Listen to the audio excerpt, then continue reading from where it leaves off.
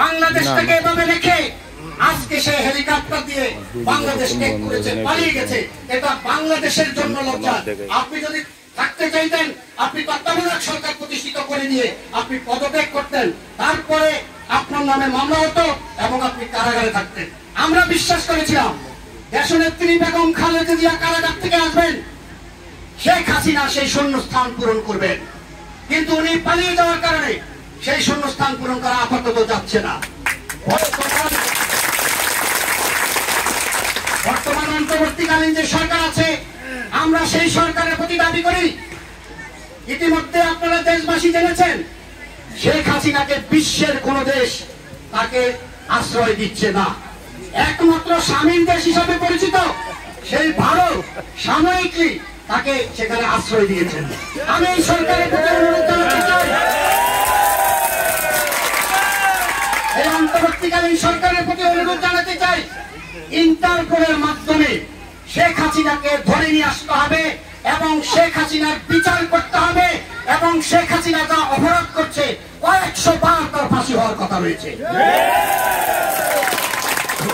আজকে আপনারা যারা এই গণতন্ত্রের সংগ্রাম করেছেন, যুদ্ধ করেছেন, নির্যাতনের শিকার হয়েছেন, কথা বলতে পারেননি, উন্নয়ন পাননি, আপনাদের সম্পদ আওয়ামী লীগ বিভিন্নভাবে দখল করেছে।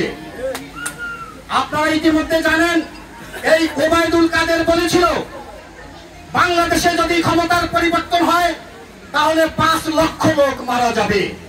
সেই হিসাব করে দেখেন বাংলাদেশে কোনো গন্ডগোলই হয়নি যদি সেই ওবায়দুল কাদেরের কথা আমি ধরতে যাই।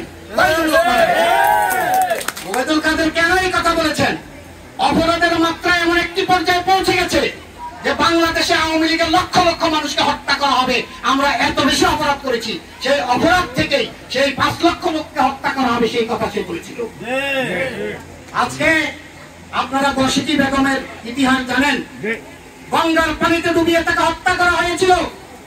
এই গসিটি বেগমের নাম বাংলাদেশের কোথাও আর কেউ গসিটি বেগম রাখে নাই। মির্জাফরের ইতিহাস আপনারা জানেন, ওই মির্জাফর এখন পর্যন্ত আর কেউ কোনোদিন এই নামটা রাখে নাই। আজকের পর থেকে বলে রাখি, বাংলাদেশে হাসিনা নামে কোন সন্তান, কোন বাবা মা ওই সন্তানের নাম আর কোনদিন রাখবে না।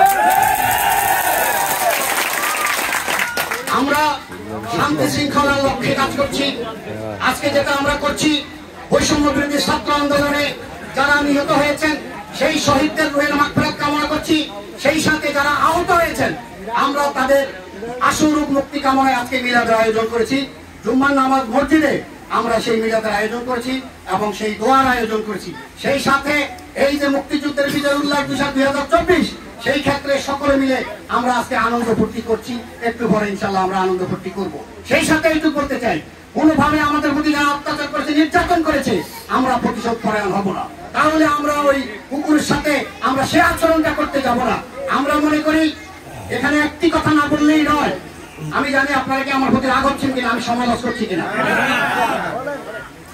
এই বৈষম্য বিরোধী ছাত্র আন্দোলনে আমাদের এই গ্রাম থেকে, এই অঞ্চল থেকে যারা চাঁদপুরে গিয়েছিল, যারা ওই আন্দোলনে অংশগ্রহণ করেছিল, এখানকার আওয়ামী ছাত্রলীগ থেকে তাদেরকে হুমকি দিয়ে বলা হয়েছিল তাদের পা কেটে ফেলা হবে, তাদের হাত কেটে ফেলা হবে। আজকে যদি তারা উত্তেজিত হয় এই অঞ্চলের মানুষ, তাহলে তাদের পালাবার পথ থাকবে না।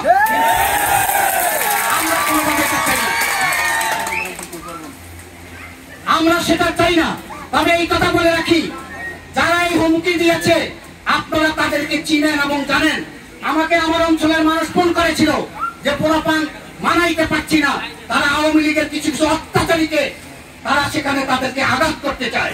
আমি এদেরকে ফোনে বলেছিলাম একটি লোক কোনোভাবে আঘাত করা হবে না। তবে এখানে যারা আছেন, এই অঞ্চলের মানুষ যারা আছেন, আপনাদের দরবারে বিচার দিয়ে গেলাম, তাদের কি বিচার হওয়া উচিত আপনারা সেই বিচার করবেন।